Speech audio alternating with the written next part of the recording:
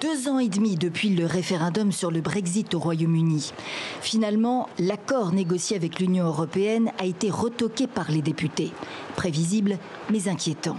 Dans la presse britannique, l'humiliation pour Theresa May, le chaos pour tous, un épais brouillard flotte sur l'avenir. Ça sent éventuellement un deuxième référendum.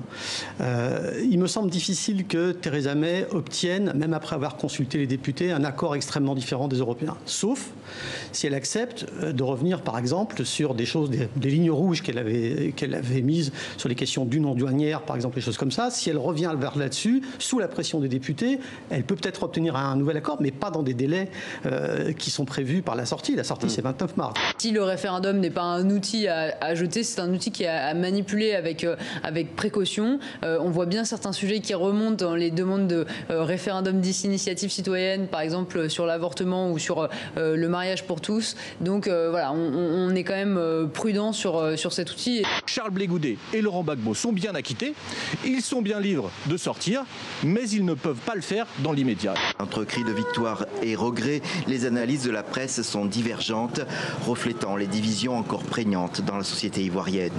La Cour, en innocentant Laurent Gbagbo, montre qu'elle ne sait pas seulement sanctionner, mais qu'elle peut rendre justice suite à des débats contradictoires. C'est un très bon pas en avant, mais on est encore loin du compte.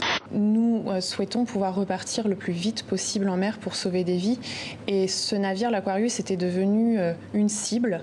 On l'a vu pendant de nombreux mois, une cible d'un harcèlement judiciaire, administratif, politique. C'est très important de raconter tout ça pour que ça se sache, premièrement, pour que peut-être un jour on puisse agir pour que cela s'arrête.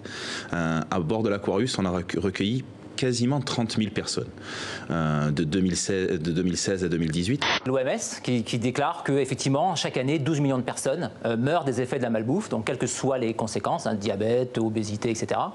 Et effectivement, c'est la première cause de mortalité au monde. Le monde tourne sur lui-même comme une toupie à l'infini.